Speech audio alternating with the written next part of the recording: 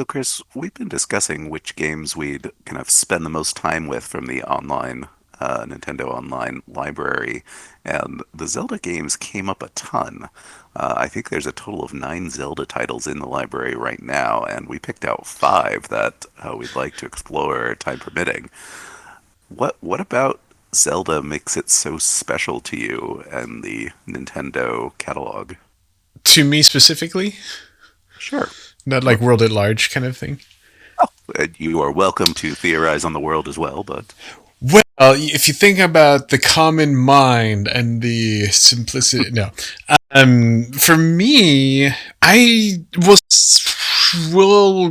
This is kind of a spoiler for some things that we'll get to, but the first like couple games, I think because it was early Nintendo, they were unique, but I wasn't like dying to go and get them, and but I recognize like I had fun when I would play at a friend's house with it, and then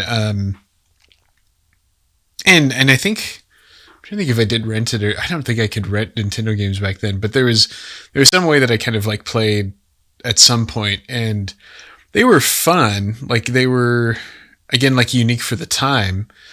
But I really feel like for me it wasn't until A Link to the Past that it took off. hmm And yeah, you're asking what it is about it. It's hard to say. Like it's just really fun, and we're doing semi spoiler, but it's that like it wasn't a full RPG, which was kind of nice in some ways because you could just get into it really fast, and it didn't have a big learning curve. It didn't have a lot of like steps, and I think really that's been like that for most of the Zelda games. You can kind of jump into it, and you don't have to learn tons of stuff or go through a tutorial where you're, like taking turns fighting a monster because they can explain what a monster is and stuff like that. You kind of just jump into it. So I think that's been really good. I always compare it to RPGs. I know it's not like a complete RPG, but there's RPG elements to it. Um, so it's like a good adventure RPG for me. Well, that is what we're going to be talking even more about a little bit as we explore the Zelda franchise little by little through this year in the Nintendo Switch library. You're not even going to say what it is for you. Oh, sure, sure, sure, sure. Let's go back to me. I thought you covered it well. When I think of Zelda, it's just a um, it is being put into the center of an adventure. The story is never complex, so it is really left to the feeling of discovery and just going somewhere you've never been before. Diving deep into a cave, finding a secret passage, facing down a big evil monster. It kind of epitomizes the classic fantasy save the world genre Mm-hmm. in a very fun, interactive way. And I think they really hit onto something with the amount of discoveries they kind of sunk into it. Um, in many ways, this game is kind of the predecessor, precursor to the open world genre, with the Yeah. current Zelda titles being definitively open world, but even the original Legend of Zelda and A Link to the Past being just dropping you into this place and allowing you to explore. And there's some limits there. You need to unlock bombs to get through that wall. You need to get the upgraded gloves to get past that rock, and all these little things. So the world is opening up as you go, kind of like a Metroidvania game. But it is still just so big, and there's so many moments when you realize the scope of the adventure, the scope of the story, the scope of the world, just doubles or triples in size. The classic Ocarina of Time when you all of a sudden Yeah. were playing as a child and now you're playing as an adult and you get to see the world from a new perspective, or Link to the Past when you actually don't go to the past but instead you go to a whole new world map that is a mirror image of the world you came from, and you get to make that big discovery of, okay, I've been to all these places in the world that I knew. Now I need to go and explore them again and see how they're different here in this universe. Yeah. And it's just really, it is. It's very fun, and I think they've really captured that feeling of adventure. So I have to ask though, at what point did you realize that the main character, Link, was not named Zelda? I've been told by lawyers not to admit to how late in my life that was. Unfortunately, we can't talk about that anymore. Two brothers play a game. Two brothers play a game. Two brothers play a game. Then they will rate that game. Welcome to Two Brothers Play a Game. I'm Josh, I'm Chris, and this is a not podcast where Zelda. we. Nope, nope. Got to get that straight early. Yeah. This is a podcast where we two brothers play a game, normally games that we found on sale for the Nintendo Switch, except currently we're exploring the Nintendo Switch Online Expansion Pass library. That is the big one with N64 and Game Boy Advance and classic Nintendo and Super Nintendo and all those all mixed together. Even Sega. Even Sega. Even We Sega. discuss we discuss some of the smaller titles we individually checked out in the first half of the podcast, and then in the back half, we will discuss and review the game or games of the month that we both played. This month, that is the original Legend of Zelda, the first one for the Nintendo Entertainment System, and the very much the follow-up game, even though it wasn't the second game in the series, the follow-up game to that, A Link to the Past for the Super Nintendo. Um, do you want to start, Chris, with some of the smaller titles you checked out from the library? Sure, I might need to look up the name of it again because I kept forgetting the name. But one of them was Kirby and the something mirror, amazing mirror, and it was Hmm. for Game Boy Advanced originally. Hmm. And yeah, oh, it was the amazing mirror. Oh, good. I'm not my memory's not fading yet. So I did do that. And do you want me to talk about it, or should I go Yeah. on to the second one that I did? Let's go one by one. So tell me about the Amazing Mirror and So Amazing what Mirror, you like. yeah. I would. I know it's not supposed to be a cozy game, but it actually felt like a cozy game, and now I know Mhm. what they are. A little bit more, at least, for how much Mhm. we've been playing them and describing them. And it kind of felt that way just because, I mean, it wasn't too hard to lose at it. There was, like, he always had a life um, gauge on it, but like the bad guys weren't terribly hard, which was nice. It just was. And I don't feel like they always are with Kirby. It's sort of like, it's just Kirby's kind of a fluff ball, so you can't have him be too hard of a game. I feel like it, so it ended up being fun.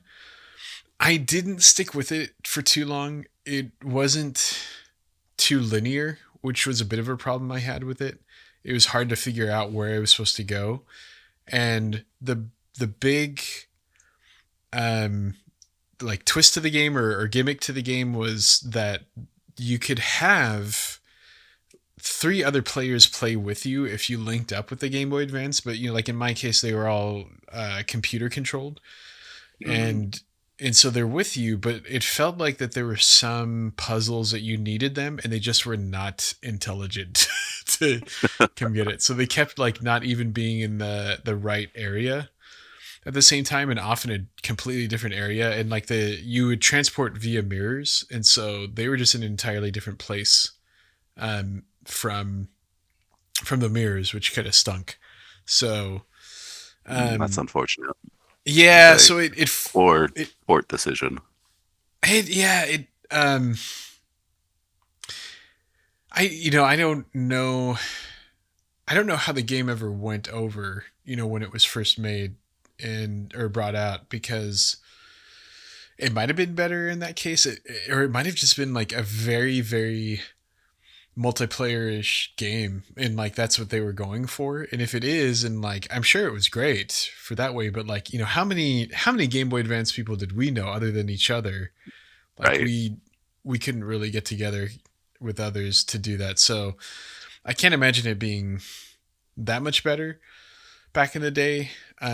It wasn't terrible. I don't know if I would recommend playing it for anyone who's wanting to check it out. It frustrated me enough that I'm like, I think I gotta go to something else now, Mm-hmm. and did.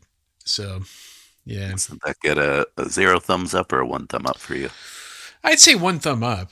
Like Okay. if I could see someone maybe figuring out a little bit of a better way of getting through everything with the weird computer controlled people, and I think that's fine. I think for me, it just wasn't. I didn't want to invest that much into figuring all that out. Um, so one thumb up. Yeah. The first title I checked out was, I actually didn't know the name of it, which we'll get into in just a second, but it is The Mysterious Murasame Castle. And the reason I didn't know the game of it is because when you go to the Nintendo Switch library, this Hmm. is a title that I believe never released in North America, Okay. and they put it on there. So if you want to find it, it's kind of got a white background with a pagoda and a samurai on the front and some Japanese script. And it just happened to be kind of a serendipity because this came out only 2 months after the original Legend of Zelda, and it actually shares a Hmm. lot of similarities with that original game. Just like the original Zelda, you could just kind of get dropped into the action with no story. I believe most of the menus were still in Japanese, but there's not really a lot of options, so you just kind of hit start and A until you eventually find yourself in the game. Um, so there really isn't much story, and kind of something I was appreciating from the original Zelda is remembering that the story and instructions on how to play the game, the tutorial was often in a little paper booklet that came with the physical game that you Yeah. bought at GameStop or Toys R Us or Mhm. wherever you might find games. They were not as widely sold back then. You couldn't find everything at Walmart or No. Target. Like you can get I. the latest I'm Zelda sorry. anywhere now. I want to interrupt real quick because for Mhm. nostalgia and for, the generations that didn't experience even Toys R Us anymore. It's so sad. But Mhm. I mean, Toys R Us had so many games, but I always remember the way to buy the games was you would go and get a ticket from this little pouch. Like Mhm. they'd show the cover of the game, and then you grab the ticket and it would say the game name and I think the price, and you go to the checkout and you would pay for the game, and then you'd have to go to another area, or they would go and get the game and bring it out. But like you would never pick up the actual game at the like within the store aisles. You would do that, and I weirdly will sometimes still have dreams about doing that. Like I'm buying something that way. So that's why I also bring it up. But anyway, that's how we bought games. Like there's no internet, there is no Target with them. It just that's what you did. So Probably saved yeah, a ton of shelf space now that I think about it, when you could just, it's true.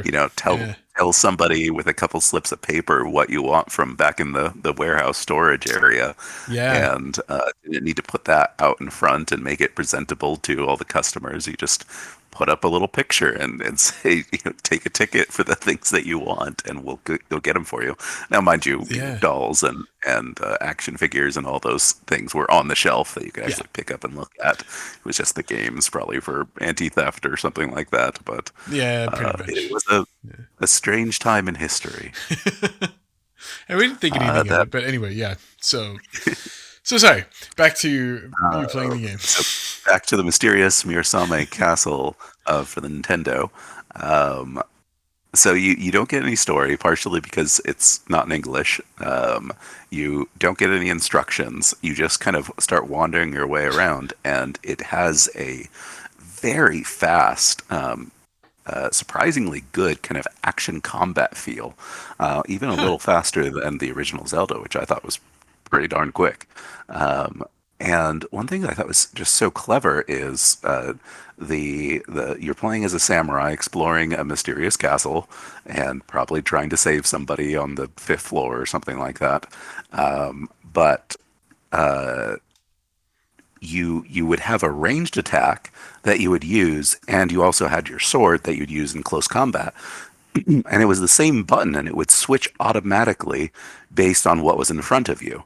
So without Oh, even needing to think about it, I'm like tossing throwing stars at faraway enemies and then turning around and slashing the enemy with my sword huh. that's right behind me. So it gave that fast, frenetic combat while making you feel like a cool samurai because you were able to do all these things, along Huh, with yeah. having B button items like Zelda.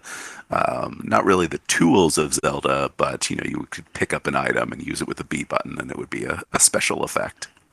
And you would kind of like classic arcade games. You'd occasionally get upgrades, so your throwing stars would turn into fireballs and things like that. Hmm. So it was just surprisingly fun to go around, and I was really impressed by this very classic game. Again, only 2 months after the original Zelda came out, one of the early Nintendo titles, and still holds up pretty well. I Hmm. did get pretty lost, not speaking the language and not having the game manual to give me any guidance. So I didn't make it super far into the game. It was a lot of exploration. You'd probably need to learn the map, maybe map it out like some people used to do for the original Zelda, so you know where to go. But it could be worth checking out for any fans of the original Zelda or Hmm. games like it. So I'm Yeah. giving it a pretty encouraged thumbs up. Okay. Hmm. Did you have a second game? I did. So I switched over to Donkey Kong Country. Ooh, Um, yeah, I will admit though, like I had played it a few months ago, before we thought about doing all these games and stuff, and um, I I did one level, um, but it's been something that I've been wanting to go through because you and I never actually had it for Super Nintendo. I think we rented it a few yeah, times, we but we definitely played never. it a good amount, but Yeah, apparently we did not own it. yeah. Gosh, I'm trying to think. There's a coveted blockbuster version, and I think it was the N64 one that they did like these tournament things at the stores back in the day. Wow. Um, oh, you don't remember these or Oh, for um, Donkey Kong Country, I remember a Halo tournament at Blockbuster, okay, but that was yeah. sometime later. I know there's like this yellow cartridge, and it was a blockbuster version, and it was the tournament ones, but I don't remember if it was a Super Nintendo or N64 one. Probably N64. But anyway, to say like we might have played it at Blockbuster, but I think we did at least rent it a few times for Super Nintendo, and that's all I remember doing. But so playing it again, like I remembered it being challenging, like not impossible, but kind of challenging in some way. So I'm like, oh, is this gonna be just super hard? It really wasn't. I think I still had that kind of tension in me though, but it wasn't. Yeah, it wasn't really like terrible, and I wonder if it's like back then it was trying to get as many bananas as possible in each level and trying to get all those unlocks and stuff, and that I just spent so much time in trial doing that it felt hard. But to actually play the game, it I don't want to say it was easy or it's easy, but like it was not as hard as I thought it was going to be, which was really really nice. So it was a much more enjoyable time, at least from um, jumping from Kirby. I'm sorry to say, I like Kirby a lot, but that was probably not his best game. But anyway, So this um, was Donkey Kong Country for the Super Nintendo. the first one, Mm, very first right, one, I do yeah, yeah, remember that game well. Interesting kind of hybrid 3D hmm SNES animation that was very visually appealing for a time, kind of ahead of the curve for the time. hmm yeah. Done So by like Rare? a No, thumbs maybe up. not Rare. I would give it two thumbs up. Oh wow, It's two thumbs up. I think it's a solid classic. I mean, it's it's gotten how many sequels Mm, too, and I think still going in some ways. And like it's the Donkey Kong Country world has been in the Super Mario Brothers movie, so mm, it's like I you know I know I'm making that sound like, oh, that's the reason why I would give it two thumbs up, but more to say, I think it is a classic game. I would consider it a classic game because it just was. I think it was really well done and really fun. mm. So yeah, I still see people playing it in like Twitch lives and TikTok lives. So it's a classic for a yeah. reason. My second title, which I'm going to go ahead and spoiler and say also gets two thumbs up from me. Oh, My first two thumbs up from these mini titles is Pokemon Puzzle League for the N64. mm, Uh, this is a game that I've always heard a ton about, but I don't think I played much. I mean, maybe for a couple hmm, minutes here and there. Didn't really play much back on the N64 days. And it's this competitive, mostly competitive at least, fast-moving puzzle game where you are swapping blocks around to try to make matches faster than your opponent. It's actually a follow-up to the SNES game Tetris Attack, which I believe had a different title in Japan. So the Pokemon is an overlay onto an existing game franchise, and I believe there's I want to say there's an Animal Crossing Puzzle League now, and probably others as well. yeah, Uh, so your goal is to create these large matches or combos, which will send attacks at your opponent, so they'll be in a worse place than you, and just out survive them. Once they lose, you win. Um, it was pretty fun as it actually used the animation from the like custom animations done for this game uh, in the style of the original Pokemon anime, and had hmm, I would assume some of the voice actors. I wasn't listening closely enough to tell if they were all the original voice actors or not, but probably most of them that were available. And they had the Pokemon sound effects. You could even for absolutely no reason you would pick a Pokemon at the start of a puzzle league competition, like you were throwing them out into battle. Made no difference which one you pick, though. There's no like elemental advantage, or Pikachu's gonna be better against Squirtle or anything like that. It's just for huh? funsies, which I thought was kind of weird, but very fun. And it Because you'd was think it that they was would use like the weaknesses and the strengths and stuff, and give you some kind of advantage in the game, maybe. But yeah, It did that's feel interesting. almost like a missed opportunity to incorporate something new and Pokemon Hmm. related, but such is how it went, and that's fine. Yeah, It didn't feel like it was lacking in any way. Just like that could have been cool too. yeah. It was surprisingly challenging. Hmm. It really pops you straight into the action. You get little scene of Ash and Professor Oak and Pikachu heading off to the Puzzle League which is basically the same thing as Pokemon. You gotta beat the gym leaders, get the badges, and become the very best.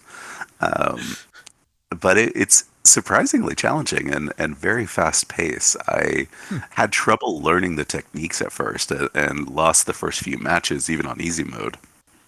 But I was still having kind of this frenetic fun. Um, and I found the tutorialization absolutely perfect. We've talked a lot about tutorials in games, and there's one side that prefers to get into the action and learn while you play, and others that prefer a tutorial, like myself, who can YouTube. kind of learn about the game before getting too deep into it and getting too frustrated. Um, and this game has optional tutorials that you can opt into. You can bypass them and ignore them for those that want that, or you can go to visit Professor Oak and he'll explain the game mechanics to you in a little text document with pictures. And then they had this really clever, I think they called it like Puzzle League University or something. And you would go there and it would be puzzles that you would solve, but with unlimited time. But instead of having to race against time to complete these puzzles, you had only a limited number of moves to clear the entire board. So it starts Hmm. off very simply, but by making a very easy match, and then you start having to make combos. Then you have to start making two swaps rather than one, and cause kind of a chain reaction that would get three or four combos all in a sequence. And so it was a good way just to like learn the patterns and learn moves you could make to broaden your technique at playing this puzzle game, and then take that back into the competitive mode, which I thought was just very fun and an interesting challenge in its own right, while also tutorializing for people that want that. Very much enjoyed it. I did manage to beat the easy mode completely, get all my gym badges, got to be the very best, and And collect but them all. I collected three of them. I started with three and I ended with three. There Okay. was no Pokemon collecting, unfortunately. Though there were a number of modes I didn't have a chance to get to. So there's kind of more. There's more puzzles at the university. There's harder difficulties. There's a handful more game modes that I haven't checked out yet. So it's a very robust and satisfying game, which is why Hmm. I decided to give it two thumbs up. Definitely worth checking Okay. out to anyone with the expansion pass. I might Uh, have did, to. Yeah. did you check out a third game? I did not. Did you? I have one more then. I went Oh. back and also played a classic SNES platformer. I played Earthworm Jim 2, which We did have. just we did have, and we Yeah. played a lot of, and just Yes. instantly Oh, yeah. got the nostalgia because of this amazing Manta. soundtrack that is in this game. Yes. And all these strange, like sound effects and whatnot. It was iconic, truly. You start off on a level with this amazing electronic jam. You have rock and roll later on. You also go back and do like rearrangements of Beethoven and traditional Hmm. Scottish and Italian folk music, and it's just all over the place. And this is the game where the nostalgia hit the best, where it was just as fun as I remembered.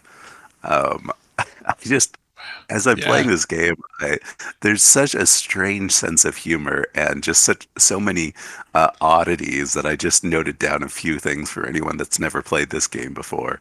It just has this wild sense of humor. Uh, you're playing as an earthworm, like a traditional worm, but it is inserted into a humanoid mechanical suit of some kind. So it looks like a person, even though it's just a worm. And you need to stop the evil villain Psycro and save Princess What's Her Name. Uh, it's very enjoyable. Along the way, you have to like save puppies by bouncing them off of marshmallows and Oh my use gosh, boogers. that level. Yeah. I forgot about. Yeah, Sorry. you have to use boogers as a grappling hook and dodge old ladies falling from the sky for absolutely no reason. Yes. Just around every corner is the strangest, weirdest, most unpredictable thing, and it all somehow goes together into one very funny platformer. I say platformer, and about half the levels are, platformer where you have these a host of cartoonish guns that you use to defeat enemies, and you have to Hmm. use your own body, your own earthworm body as a whip. Um, but in between, there are different kinds of stages. Like there's one where you are a strange creature floating through a digestive tract with You're a gecko, I think. It's a lizard oh of yeah, some kind kind. of like a gecko looking thing, or maybe a Yeah. mole, one of those naked mole rats, kind of looks like that. Hmm. It is Earthworm Jim in a gecko mole rat suit of some Hmm. kind. But you're going through this digestive tract, and all around you are pinball machine parts that are bouncing you around like you're in a pinball match. And then in the middle of the level, for no reason, you go into a game show portion where in the middle of this digestive tract I is a remember game show stopping point. that. and it's just wild trivia about the Yeah. game that you'd have to memorize. And then after that, you play the memory game of Simon inside the digestive tract, and that's a level in Earthworm Jim 2, and it somehow works despite it being absolute nonsense. And I remember the cows. That just The came to cows mind. After every level, the cows. at the end of every level, the cows show up and they say "well done," which is very funny because they're cows. Hmm. Um, and you can modify the audio too. So again, for no reason, Yeah. there are a few cows in the game, but there's no But reason for them to be there at the end of every level telling you "well done," other than but if it's you, funny. I remember like when you modified the audio, it would like stop it from moving on until you pressed a button. I think because we used to spend so much time going through the audios or just like playing around with that before moving on to another level. I Yeah, don't know. there's four That's what I buttons on remember. the SNES controller, and each one had a different "well done" Hmm. tone and speed. And you could just sit there for as long as you want, pressing those buttons and hearing these strange cows talking at you, and then you hit the start button to go on to the next level. Hmm. Very funny. Um, I did have some frustrations in that there was kind of a lack of precision in the game. Um, there was, of course, the infamous puppy love levels where the Hmm. evil villain is throwing puppies out a second story window and you need to bounce them on a marshmallow to safety. And it requires a great deal of precision to get in the right position to bounce these puppies, and there Yeah. are a lot of them. And so while I was playing, I started the game with five one ups, extra lives, and I lost four of them. Well, one on the first puppy love level, and then three more on the second puppy love level. And it's just like this game isn't that hard except for the puppy love, which is just ridiculous. And I And remember then going. Oh, sorry. I'm sorry. Go ahead. go Actually. ahead, go ahead. Oh, because I remember. I mean, the one thing is, it was a hard game even on the Super Nintendo when we would play it. Like, there would be some times where we would sail through those levels, and then there would be another time that I would play, and it's exactly what you're saying with the puppy level. Like, I had to get those puppies exactly on the marshmallow, and there's just sometimes where like it just was not happening, and same thing that just happened to you. It's like, yep, this is not that day. I'm gonna lose some lives with that. Yeah. So If the thought of struggling to keep the puppies on the marshmallow doesn't just fill you with joy, then this might not be the game for you. But I think most people will find that idea too enjoyable to pass up. well, and then There's also also there's a little bit of enjoyment when they wouldn't make it onto the marshmallow. Let's say, they I do mean, let's flat yeah, in a truly awful manner that is delightful in a way. yeah, Uh, And then there was another level called Utterly Abducted, where you had to escort cows around a platforming level and to open the pathway forward. Except there were UFOs trying to abduct them, yeah, and that's very funny and pretty fun. But also that lack of precision kind of came back to haunt me when a UFO was lifting my cow into the sky, and I had to hop onto these ledges that just were not like I would pass through them rather than grabbing onto them over and over, and then would have to go back and find another cow because that one got abducted again.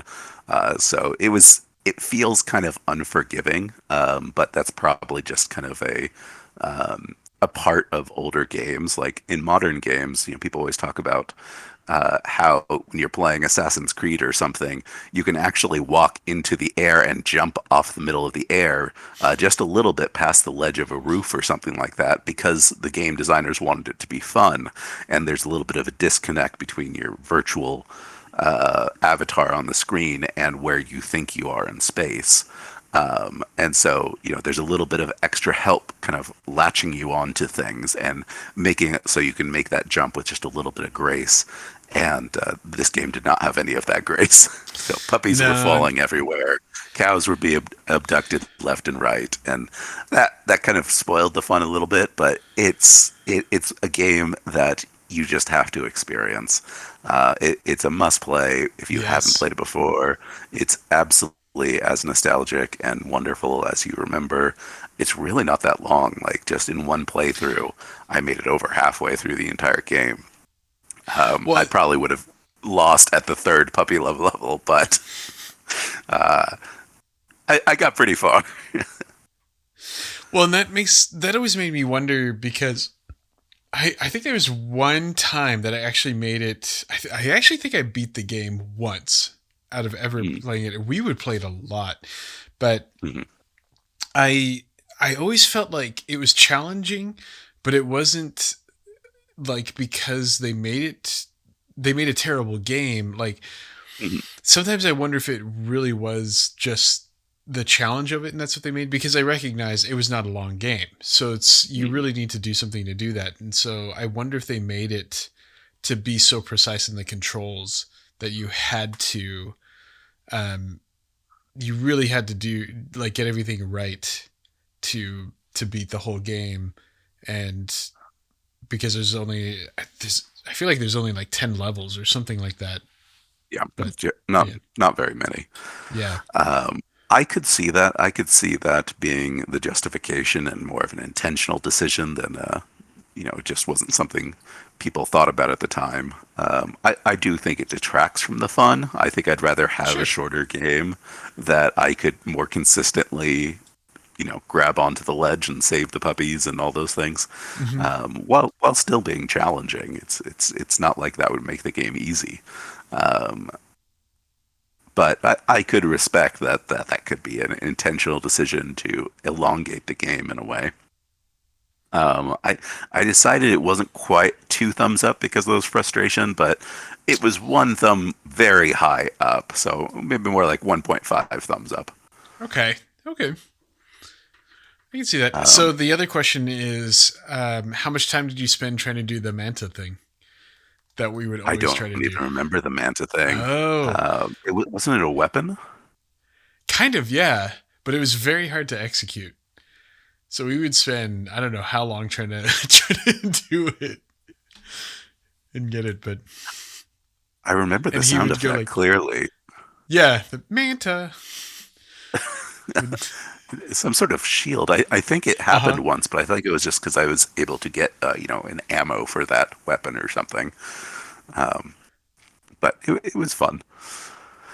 How about we move on to back to Zelda and A Link to the Okay. Past? Do you want to tackle these games together, or should we do them one at a time?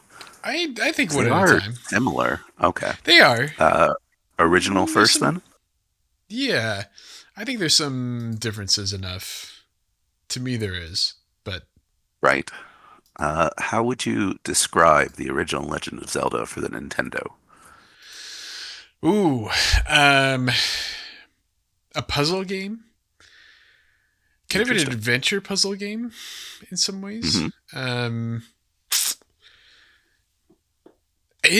But again, it was probably close to like the original RPG games, which is the other thing that's hard to uh, make it be something. You know what I mean? Hmm. Yeah. Um, I yeah. definitely think this is kind of an action adventure game, but it does have those puzzle elements where you need to figure out how to progress, and often with limited direction. Um, in addition, I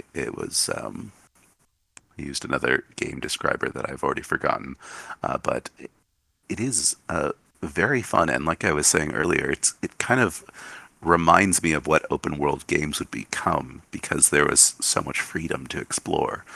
You were just dropped into the world. Yeah. And Both games, oh, sorry. Go ahead. both games can be kind of summed up the same way. You're running around a big world map with a sword and shield and a handful of tools, and you are trying to save the world because Link is the chosen warrior who rises up at times of great need to stop the evil and save the world. And then there are all sorts of MacGuffins dragging you around the map. You've got to go to all the dungeons and collect the pieces of Triforce or the the sages' amulets and things like that. But along the way, you also get lots of cool tools and power up like bow Hmm. and arrow and bombs and magic wands and all those fun goodies that really add some spice into the game. Anything else on the um, description of the game? No. I think I'd just add I was trying to do some research on how big these games were, and the original one, I believe, was 8 screens high by 16 wide or something like that. Oh. Okay. So it's not a huge map, but it actually has a No. lot of similarities to the Link to the Past map with water elements in similar location, mountains up Yeah. above, deserts to the west, that sort of thing. That honestly also is probably about the same in Link's Ocarina of Time. I feel like if you overlaid all three Hmm. maps, you'd see a lot of similarities in interesting ways while not being exactly the same. You mean like kind Um, of topography type? right. Or okay, yeah, yeah. I think that for the for the time, or what do I want to say? Not the time, because each one came out at different times, but like that idea of Zelda games, they were trying to expand the story into like this is Hyrule. This is exactly how Hyrule is and will be, and then they have deviated from that more and more. So How about presentation? What do you think of the presentation of the original game? it it surprised me how much they could pack into very simple graphics. Because I mean, Mm, this is sort of interesting to me in the way of like it's just a little bit above Atari games, like those kind of right. graphics of just very simple pixels, very um like whole like figures with whole colors to them, not maybe not two or three colors kind of thing. It was close to that, but I think that you could easily tell what the bad guys were, and a lot of it was just color coded. But I think that that's a good cool thing that they did. The only thing that I wish presentation wise they would have done was it was hard to really figure out some things about the passageways and things like that, and if you had to go to like a hidden passageway or figure some things out with that, it was a little hard to tell sometimes. I felt like, but Mhm. other than that, it kind of surprised me that it surprised me both that it was simple and um, a little bit complex for very early '80s. So Another fun fact: the original Legend of Zelda um, game fit on 128 kilobytes. wow, Um, for people that are unfamiliar nothing. with computers, we measure things in gigabytes, which are 10 times larger than megabytes, roughly speaking, and 10 Yeah, times larger than kilobytes. So yeah, you could have a nice weighty text document in 128 kilobytes nowadays. But that's about it. So it definitely the presentation is definitively old. Like it is even Mhm. a little bit old for a Nintendo game. Like you're saying, it's almost a little closer to an Atari, a nice Atari game. But it's kind of felt old in a charming way. Mhm. I kind of thought of it as an elder with a lot of spunk that you really enjoyed visiting. The game is surprisingly fast paced and robust. It just looks very old. It does. I Yeah. felt it. I I'm sad to say that I felt it, but yeah, as I was playing it, I'm like, oh, I don't know if this is aged well. I want to say that Super Mario Brothers has aged a little bit better, Mhm. but that may not be the case. It's still been a little while since I played the original Mario Brothers. Mhm. So We yeah, will have to go back and explore that again. yeah. Um, how about the gameplay? How'd you enjoy the gameplay of the original game? I actually had a little bit of issues with it. It was a little hard to really master in some ways, and And I don't know. I might have been having a little bit of glitches with my controllers and stuff because there was like a slight delay. Sometimes it's like I would be trying to, you know, swipe at them with a sword, and it just wouldn't be happening, and or like a slight delay, and then they'd hit me, and hit me bad or something. So it it felt a little um, cumbersome in the controls sometimes for me. Um, and that surprised me because again, to me it's such a classic game, but um, it was a little hard to really master. Yeah, I also hit quite a few game overs. Early in a Zelda game, you only start with 3 hearts, Hmm. and those get spent very fast when you're learning. Eventually, you'll have quite a few more, so you get a little more grace. But it I found the game to be a bit faster than a modern Zelda game, with the enemies moving around quite a bit Hmm. quicker, and also there being quite a few more enemies on the screen at once. So you had to watch from multiple directions. You of course had to figure out how to defeat the enemies. There were these little twirling enemies, like a helicopter-looking things, and they Oh yeah. wouldn't they would hit you, but you couldn't seem to hit them. And as it turns out, I saw in a guide that you had to wait for them to stop, so they could hit you while they're moving, but you could only hit them when they stopped. So that Yeah. was very much a like, I think I'm just going to run away from these guys because you don't have to fight everything. It was challenging, I would agree with that, and took me quite a while to learn. And I actually ended up finding a nice guide to help me go through the game because I was getting a little lost I between the was too. challenging combat and not knowing this map because I did not. I played like an hour of the original Legend of Zelda Hmm. back in the day, but I didn't play much of it. Mm. And the guide really helped me out a lot to find a lot of secrets that I can't imagine how you would have found without a guide or just Yeah. trying to uh, Bomb uh, everything. bomb everything or burn down the forest.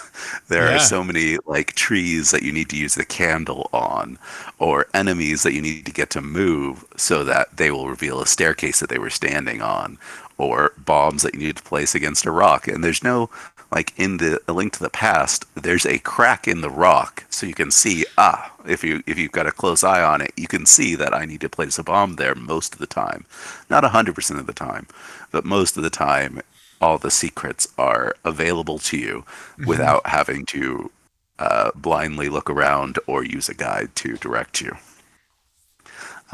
I still had a lot of fun though. I think the gameplay, Yeah. uh, it's no wonder that it's a classic. It's no wonder that it led to a very successful franchise because Hmm. there's some really good building blocks that weren't quite perfect, but were charming in their own right as well. And I think there's the story is enough that there's something there as well that is unfolding, and then to build up on and have all these sequels, like you're saying, it's a solid it's a solid start to building a world. So yeah.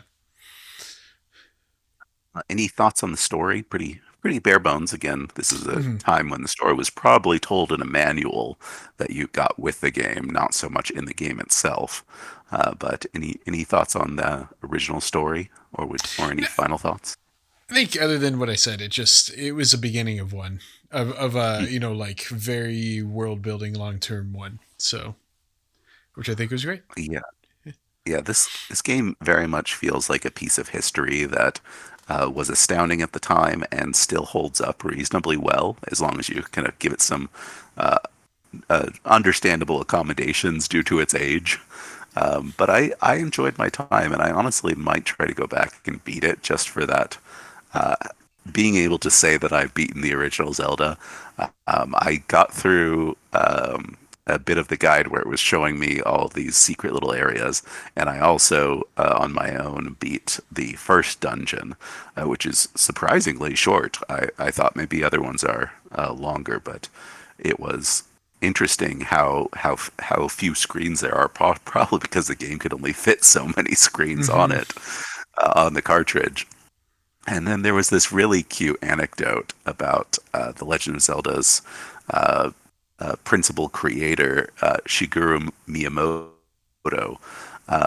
He talked about how he was inspired by explorations when he was a young boy in the hillsides, forests, and caves surrounding his childhood home in Japan. He would venture into forests with secluded lakes, caves, and rural villages. And according to Miyamoto, I'm reading a little bit from the Wikipedia article because I thought it was so charming. According to Miyamoto, one of the most memorable experience was the discovery of a cave entrance in the middle of the woods one day. And after some hesitation, he apprehensively entered the cave and explored its depths with the aid of a lantern, which you can clearly see in the Zelda. There are moments just like that in every Zelda game, Hmm. and it kind of really paints the picture of what he was trying to create, and I think very much succeeded at creating. Shigeru Miyamoto, also the creator of Mario, so quite a bit of success in that history, along Oh with a yeah. number of other people who also made these games. Oh yeah. But he did a lot of the early Nintendo ones, which is pretty amazing. Especially, Hmm. again, how many sequels are around? He's still involved with them. So yeah. Right. So, how would you like to rate the original Legend of Zelda? Would you like me to go first? Whew. I'm gonna be harsh because I'm thinking through of rating it in the way of like, would I recommend somebody checking it out on Hmm. Nintendo Switch? Hmm. I would give it one thumb up. So, one thumb up. Hmm. I also went with one of, this is a piece of history and it's reasonably fun, but You could check it out if you want. Yeah, it's but got some rough edges. yeah. Um, we also have two other factors that we discuss. One that this is kind of new, as this is only our second episode on the Nintendo Switch library. So the next one is this game worth playing? And by that I mean, for anyone with the online pass, does the game age well and is it still fun, separate from a nostalgic drive to play it again? Would you recommend it to somebody, especially someone who Yeah, I forget hadn't played this game? that was the I come back to me. I Okay. think. I think I would Okay. recommend it again for that historical value of look where games have come from. This is this is the foundation of video games that still has an impact all the way to today. Hmm. But in that regard, I would say worth playing. I don't know if it's worth beating for most people, but firing up for a half hour certainly. And okay, and that's what I was thinking. I think I would give it the thumb up for that too, because yeah, it's up to you after trying it whether or not you want to beat it, but I I myself would not try to beat it. Mhm. So yeah. I'm mostly just curious to see what else is in this game, Hmm. if there is much else, or if I've kind of seen everything already.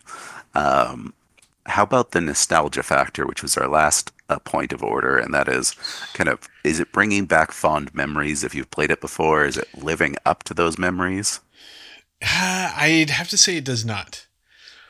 Did you play And much of this game? I played a little bit, and I was thinking through. I actually played more of Zelda 2. Okay. I guess we can go into that or I don't know if we are going to visit it later in anything, It's but not currently on the list, but there's plenty of room in the A segment for yeah, Zelda 2. I don't know if I'm going to go to Zelda 2, and it is because of Zelda going through this one, the first one. Zelda 2 I played more of, and it's because a lot of it was more side scroller, Mhm. and so that was a bit nice to have as a difference. I would play a little bit of this. I would mostly watch a friend, but I wouldn't play it as much. Zelda 1. I would always go to Zelda 2 a bit more.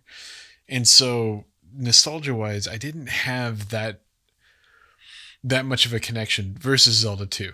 I probably would Mhm. have an even bigger connection to. Um, I think in that way, my memories of Zelda 1 were a lot better. Um, and so this didn't quite live up to it because it was a bit challenging, which is very funny because, like I was saying, Donkey Kong Country was pretty challenging back in the day, and now I was like, oh, this is just more fun. This isn't as challenging. That's nice. And yet still have the nostalgia, for example. So for some reason, this just it didn't quite do it um, for me. Yeah. Gotcha. And for a little context there, the original Legend of Zelda is kind of a top-down perspective, and that is Hmm. brought back in Link to the Past, the third game in the franchise. But there was an in-between Nintendo game called The Adventures of Link or Zelda 2, Hmm. and it Trying to at was least name them, largely and it still didn't side-scrolling. work. Yeah. Yeah. Yeah. Um, so it was very different. You still had the same characters, probably same save the world, and probably some tools and whatnot that you get along the way. I don't remember much of Zelda 2, but it did take a different direction for a little bit, Hmm. and I'm kind of glad it went back. So let's go to A Link to the Past. Back to the top. Is Hmm. there anything different about how you would describe Link to the Past over the original Zelda, other than it's more of the same, only uh, quite a few years later, and Hmm. so it has better graphics and a larger size. I think I had the file size for this. And A Link to the Past was just under 1 megabyte of space, so almost 10 Okay. times as big in terms of data. That's that's actually surprising in some ways. Um, Mhm, because they, I feel like, pack a lot into it. mhm, Yeah. As far as I would say there's a lot more dialogue and explanation is one of the biggest differences between it and the original. So there's a lot more there's a lot more to the story and a lot more explanation for things, which is mhm. nice. Yeah. A, Oh, a the great deal ability of to throw. That was new to to pick this. up stuff and throw it. Yes, Uh-huh. that's true. Classically, there are these vases that Link will pick up and throw and break, and people, make 3D printed models of them because they're so iconic. And that was not in the original game, at least to the point that I played. Mm. But Link to the Past is really what brought that to context, and the idea of Link just barging into your home, picking up your vases and smashing them for Yes. rupees, the currency in the game. Uh, yeah, I think these games are like so much similar in their perspective and their mindset. A Link to the Past is just so much bigger than the original Legend of Zelda. How about presentation? What do you think about Link to the Past presentation wise? I so when we were first talking about doing this game, I was remembering for some reason, to me the presentation has always been amazing. Like there's something about the graphics that again, like they pack a lot, and it's you have a limited color palette, and it's top down again, so you can only do so much with that as well from that perspective. But they did such a good job with textures and some detail with it. I think they just masterfully did good contrast of items and figures, and it's cartoony in some ways, but it's also um, it's a cartoony video game ish style, I would say. But I mean, I think this was probably one of the first of the 16-bit. I think it's 16-bit um, games that we still see this kind of style, and even from top down views for indie games, they'll really That's pick true. this exact same style. But it's I think they mastered it in this, and sometimes those games they just don't quite get it, and I that amazes me. So yeah. It's yet another fun fact. Did you know that there were 5 years in between the original Legend of Zelda and A Link to the Past, which feels about Oh, right. There were only 7 years between A Link to the Past and Ocarina of Time, which wow. is wild Yeah. to me. Those are so different Yeah. eras of gaming, but that is very Yeah. impressive how far they went in just 7 years. Hmm. Um, And I there's Game Boy in I between. I think there's a game yeah, for yeah. Game Boy as well, but kind of a takes a couple, I step think. back. Yeah. Um, the presentation, the music was Yes. surprisingly stirring in this very positive nostalgia feeling. You go into a dungeon. I did the first two dungeons for the Sage Amulets, and you'd go into a dungeon and it would feel deep and dark and scary and foreboding, and you'd fight the Hmm. boss and it was tough, and then you would reemerge the world map and you'd hear that stirring Legend of Zelda music kind of kick back up, and you could almost feel like a sense of relief, like I'm back to civilization. I escaped with my life, and I was just this was so evocative of a game for being, a game from 1991 Yeah. that I was very impressed by. I also thought the color palette was kind of limited, but that was just such a minor gripe to the amount of Hmm. emotion that this game could stir up just from its composition of its music. And Really even impressive. sound. I was just thinking of like when you start off, you're playing in a rain environment, Hmm. and they did something with the rain, and it's a thunderstorm. It's so well put as like a background noise. Like you could tell it's supposed to be in the background, and the so then the music comes through a lot more, and all the sound effects that of Link himself comes through a lot more. But the rain has such a good like reverb on it, which is very strange for again how small this game is. That's always been amazing to me to get that kind of sound with the storm, and it's also iconic. I feel like those sound effects, like this is something like you were saying, the music and the sound effects and the graphics are things that like I will think about just randomly, like um yeah, like even before we were talking about doing any of these games, like I've always thought about like, oh, I should dig up the Super Nintendo again and play A Link to the Past, like just because I don't know, I just need those feelings again. Like, Mhm. so yeah. How about gameplay? What stood out to you about the gameplay of Link to the Past, especially as it differed from the original? I think that they mastered how to use this top-down Zelda-ish game. The controls were great in this game compared to the first one. Um, yeah, I liked there's a strange way that it was a little bit intuitive also with it, um, and I kind of like that. I don't know if it's hard to say if it really was intuitive, but I mean I remember when we picked it up, it was really easy to just get into and figure out what all his moves were and what you needed to do with that with each tool and things like that. So um, and I like that there was a little bit of tutorials for some stuff too.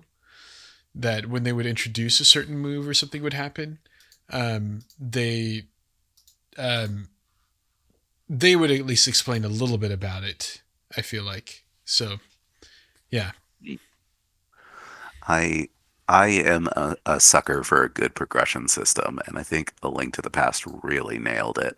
I mean, these Hmm. are things that were evolved from the original Legend of Zelda, but they added even more little treasures. I think there was something like 10 or so tools in the original game, and there's probably what 30 or something in the Link to the Past. Yeah, I was gonna say at least 20. Yeah. And all the tools have upgrades. Well, not all, but many of the tools have upgrades to a better version that you'll get later in the game. You've got four swords that you can collect as opposed to two. Kind of a minor thing, but it's still cool. It was always really cool to get the third upgrade to the Link to the Past sword. I always like that one.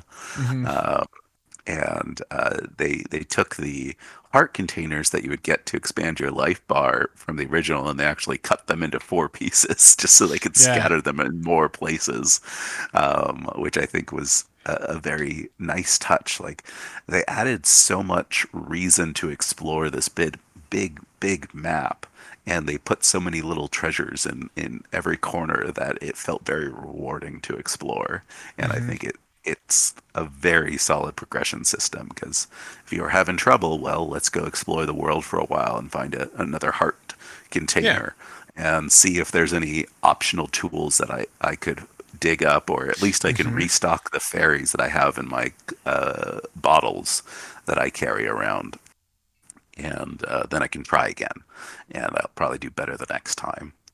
I did have a little bit of trouble with the hitboxes for the game, which I thought Okay. was a slight frustration. In the original, again, an almost Atari-looking Zelda would just thrust the sword forward, so it would just move, one space into directly in front of him. And in A Link to the Past, the sword is a swipe.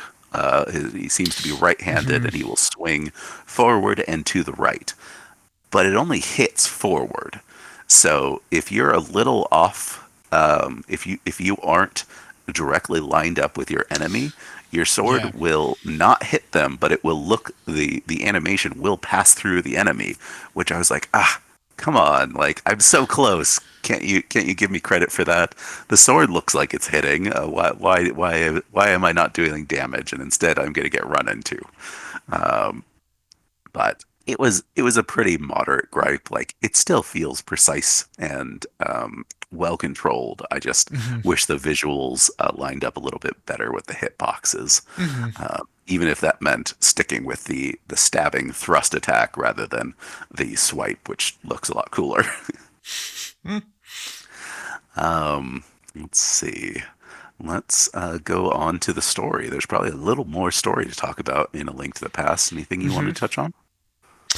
I like that it took place in two worlds. Oh, a comment on the reason why it's called A Link to the Past, because I remember back when I was very confused by that. Uh-huh.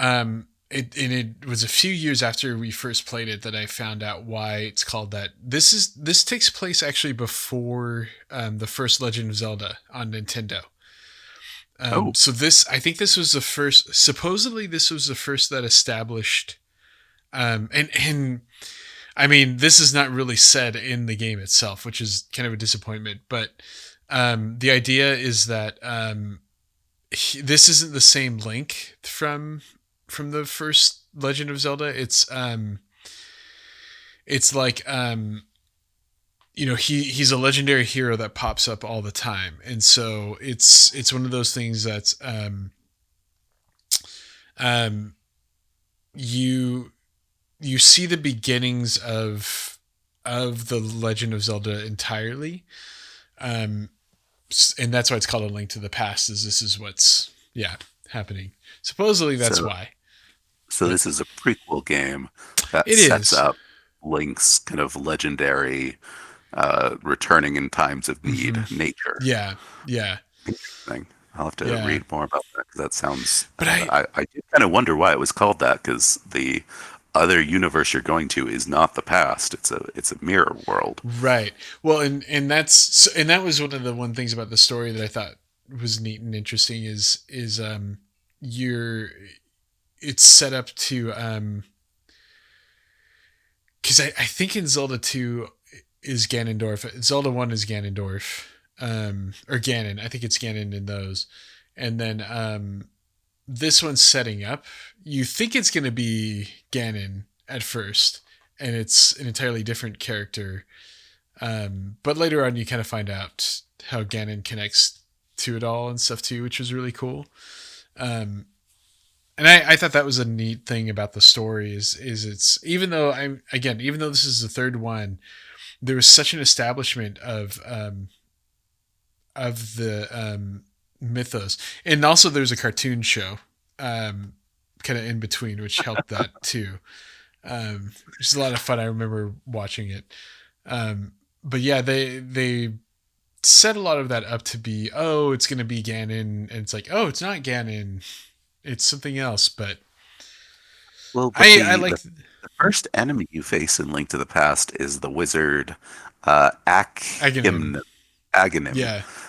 and then I think Ganon shows up, but Hmm. it's not actually Ganon, is what you're saying? Oh no! I am saying it's Ganon. That Ganon Oh, comes later. You think it's not going to be Ganon because it's Aghanim and it's a ah, wizard, and then but then you find out, oh, it's Ganon. Yeah, gotcha, that kind of gotcha. thing. Sorry, slight spoiler alert. It's still fun. Everyone play it, but Um, I definitely did enjoy a little bit more storytelling. Like just the opening segment of Link to the Past is so Hmm. iconic with the rain. You have to track down your His father or uncle. father figure, uncle, Yeah. to who's gone to try to address some wrong, and he bequeaths his sword as with his dying breath. And so much of this is a story that is told, or is shown rather than told, or told in just a sentence or so. But it's sufficient to create this exciting world. Going into the castle controlled by the evil wizard, save the princess, uh, become the hero of legends so that you can stop the wizard, and all these fun little things that are very efficiently told, as is a lot of the storytelling in the Super Nintendo days, it seems like. Hmm. Um, and I have heard some, kind of touching back on the idea that this is a prequel. I've heard that there is some sort of story connecting all of the Zelda games together. I don't know if I believe if I believe it. They seem Yeah. divergent in wild ways, but they are certainly fun, whether or not the story makes a ton of sense. I think that Um, they are trying to more now that but I want to say that Ocarina in Time was also supposed to be a bit of a prequel, but I don't know what it's a prequel to which one kind of thing. So it's hard to yeah. It's hard to figure out. At least um Twilight Princess and what's the newest Skyward one? Sword, Why am I blanking on that one? Breath of the Wild. Breath of the Wild. Um those at least are like closer together in time. So it's not Oh, as yeah. fun, fun. Anyway. Um, any final thoughts, or how would you rate Link to the Past? Yeah, I think I'm ready to rate it. I would give it two thumbs up. Mhm. I I was going pretty far. I still didn't beat it again. I've beaten it before, as you know, as you and I Uh-huh. both know. We've probably beaten it a couple of times each in Super Nintendo days. I didn't make it that far, but I was getting pretty close. There's there'd be some times that my wife was playing a game, and then she's like, "Oh, I think I'm gonna play this game," and then she turned to me and you're like, "Are you gonna play Zelda?" And I went, "Yeah, I'm gonna play." So I was playing it a lot. So um, two thumbs up for sure. Yeah. Nice. I am also uh, easily giving this two thumbs up. There were a couple little gripes, a couple places where the nostalgia didn't quite live up to my memory. My memory was perhaps a little rose-colored glasses type thing. But this is still one of the best games ever Hmm. made, and probably one of my personal favorite games. Yeah. High up on there, so easily two thumbs up. Shall we dispense with the drama and say, is this getting the worth playing and the nostalgia factor? Is this the first six out I of six game? whew, I think so. It really did live up to both of those, and I was a little concerned about the nostalgia, Hmm. um, because like we're saying, like the music has will come back to me every once in a while. I mean, just the title screen will like pop in my head every once in a while for stuff, and um, and it lived up to it. I mean, the music, the graphics, even like just all of the gameplay. I'm like, yep, this is my cozy game. This is like, yeah. There's so much in this game that's just like muscle memory at this point, of Hmm. where like, oh, I need to go over here because there's that secret wall that has a heart piece, and like, how Yep. do I know that? It's Yeah. it's been like a decade since I've played this game, but it's still in there. Yes, I definitely think this is a game that is worth playing for literally anyone. It's pretty easy to get access to The Legend of Zelda Hmm. nowadays. It's just about everywhere, and nostalgia-wise, it did bring back all those fond memories. And uh, it's probably a game like if we were rating it out of 100, maybe I'd give it 99 out of 100, because it's not Yeah. quite perfect, but it's so No. close that it's easily going to be one of the best games of all time. Hmm. And our first Two Brothers Play a Game, 6 out of 6. Yeah. Legend of Zelda: Link to the Past. I don't think any other game deserved it other than maybe Chrono Trigger. I wish I had like yeah. but but we're doing just a whole series on that instead to show how Yeah, perfect that yeah. is. Yeah, I wish I had confetti that I could just throw up every time we have a 6 out of 6 or something. Not that it happens. This is the first time, but like, Uh, and I think I forgot to say the original Legend of Zelda got a 3 out of 6, which is still very respectable and very yeah, oh impressive yeah, for such an old game. So next up, we will have yet another entry in our Chrono Trigger recap pod. I'm sure everyone has been dying to know what happens next, including us. Um, yes. And if you and know, maybe tell us. I don't know. Yeah, like a little hint maybe would be helpful Yeah, because we're definitely having a harder and harder time each episode. But we are surprisingly, just by the seat of our pants, figuring it out yeah, in the ninth inning and whatever other metaphor you want to use. We are barely squeezing by each time, getting it pretty ish right. yeah. And after that, in our online expansion pass episode, we'll be talking about two games again, just kind of like the original Legend of Zelda and Link to the Past, except this time we're talking about Super Nintendo's Harvest Moon and the N64 Harvest Moon 64, which is actually games from the Story of Seasons franchise, not the Harvest Moon franchise, but that's a whole story we'll get into next time. Okay, I Um, had no idea. I just yeah. yeah. You So are Harvest what's the thing about childhood? You're making me see my childhood in a different way, kind of thing. Like, It, I mean, long story short, it's just naming rights that all right. Yeah. defaulted to different companies. But looking forward to that, kind of the inspiration for amazing modern games like Stardew Valley, going all the way back to the beginning and seeing how well they hold up. That will be fun. Hmm. You can send us questions and Chrono Trigger hints to twobrothersplaygame@gmail.com. You can also find us at twobrothersPAG on Twitter and YouTube. And anything you wanted to promote that you're doing on YouTube lately? I will probably be live streaming. I'm gonna have this up pretty soon, so I will probably do a live stream pretty soon after. But definitely subscribe to the channel because it's sometimes sporadic, but usually at some point, I'll be streaming the Harvest Moons. Usually, I try to do that as I play them just to kind of show them off. But other than that, I don't know what I'm going to be playing. I think there's a update to Disney Speedstorm, so I'll probably do that at some point again. So Nice. yeah, Please review us on iTunes. That would help a ton, especially if it's a good review. Uh, but, I guess all reviews are welcome. Good feedback. Chris, if you were to head off on an adventure just like Miyamoto did as a child, where do you think you'd head to? well, probably mountains because mountains are nice. This is life.